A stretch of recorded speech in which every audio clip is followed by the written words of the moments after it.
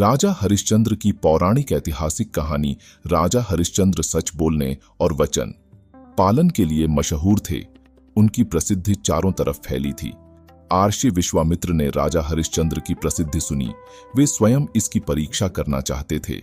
राजा हरिश्चंद्र हर हालत में केवल सच का ही साथ देते थे। अपनी इस निष्ठा की वजह से कई बार उन्हें बड्ढी बड्ढी परेशानियों का भी सामना करना पड़ा, लेकिन फिर भी उन्होंने किसी भी हाल में सच का साथ नहीं छोड़ा। वे एक बार जो प्रण ले लेते थे उसे किसी भी कीमत पर पूरा करके ही छोड़ देते थे। राजा हरिश्चंद्र ने सत्य के मार्ग पर चलने के लिए स्वयं तक को बेच दिया था। इनकी पत्नी का नाम तारामती था और पुत्र का नाम रोहिताश्व। ये दोनों भी धार्मिक चरित्र के थे।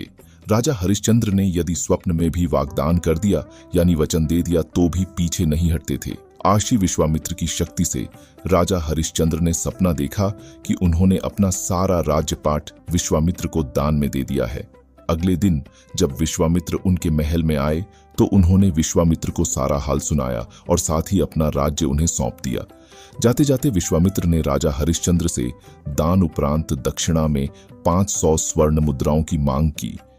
विश्वामित्र ने राजा को याद दिलाया कि राजपाट के साथ राज्य का कोष भी वे दान कर चुके हैं और दान की हुई वस्तु को दोबारा दान नहीं किया जाता। तब राजा ने अपनी पत्नी और पुत्र को बेचकर स्वर्ण मुद्राएं हासिल की, लेकिन वो भी 500 नहीं हो पाईं।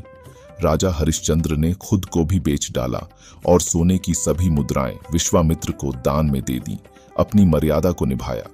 राजा हरिश्चंद्र ने खुद को जहां बेचा था वह श्मशान का चांडाल था, जो शवदाह के लिए आए मृतक के परिजन से कर लेकर उन्हें अंतिम संस्कार करने देता था। एक रात्रि को सर्प के काटने से राजा के पुत्र की मृत्यु हो गई। असहाय रानी तारा रोती बिलखती अपने पुत्र को श्मशान में अंतिम क्रिया के लिए लेकर जा रही थी। काली अंधियारी रात में जोरों की बारिश हो रही थी। बादल गरज रहे थे, बिजली चमक रही थी और अभागन माता अपने पुत्र के शव को अकेली श्मशान लेकर पहुंची। वहां पर राजा हरिश्चंद्र ने रानी को बिना देखे ही श्मशान कर के लिए आदेश दिया। इतने में आसमान में बिजली चमकी तो उस बिजली की रोशनी में हरिश्चंद्र को उस अबला स्त्री का चेहरा नजर आया। वह स्त्री उनकी पत्नी तारामती थी और उसके हाथ में उनके पुत्र रोहिताश्व का शव था। अपनी पत्नी की यह दशा और पुत्र के शव को देखकर हरिश्चंद्र बेहद भावुक हो उठे। उस दिन उनका एकादशी का व्रत भी था और परिवार की इस हालत ने उन्हें हिलाकर रख दिया। उनकी आंखों में आंसू भरे थे, लेकिन फिर भी वह अपने कर्तव्य की रक्षा के लिए आतुर थे। भारी मन से उन्होंने अपनी पत्नी से कहा कि जिस सत्य की रक्षा के लिए उन्होंने अपना महल राजपाट तक त्याग दिया, स्वयं और अपने परिवार को बेच दिया, आज यह उसी सत्य की रक्षा की घड्डी है। राजा हरिश्चंद्र ने अपनी पत्नी से कहा, तुम्हें श्मशान में अपने पुत्र के अंतिम संस्कार के लिए निर्धारित कर देना ही होगा। रानी तारा कर के रूप में अपनी साध्वी का टुकड्ढा फाड़ कर देने की कोशिश करती है। उसी समय आकाशवाणी हुई और स्वयं ईश्वर प्रकट हुए और उन्होंने राजा से कहा, हरिश्चंद्र, तुमने सत्य को जीवन में धारण करने का उच्चतम आदर्श स्थापित किया है।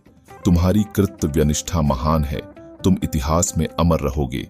और राजा की ली जाने वाली दान वाली परीक्षा तथा कर्तव्यों के प्रति जिम्मेदारी की जीत बताई। हरिश्चंद्र ने ईश्वर से कहा, अगर वाकई मेरी कर्तव्य निष्ठा और सत्य के प्रति समर्पण सही है तो कृपया इस स्त्री के पुत्र को जीवन दान दीजिए। इतने में रोहिताश्व जीवित हो उठा। ईश्वर की अनुमति से विश्वामित्र ने हरिश्चंद्र का राजपाट भी उन्हें वापस लौटा दिया। महाराज हरिश्चंद्र ने स्वयं को बेचकर भी सत्यव्रत का पालन किया। यह सत्य एवं धर्म के पालन का एक बेमिसाल उदाहरण है। आज भी महाराजा हरिश्चंद्र का नाम श्रद्धा और आदर के साथ लिया जाता है। चंद्र टरे सूरज टरे, टरे जगत व्यवहार, पैदृ हव्रत हरिश्चंद्र को, टरे न सत्य विचार।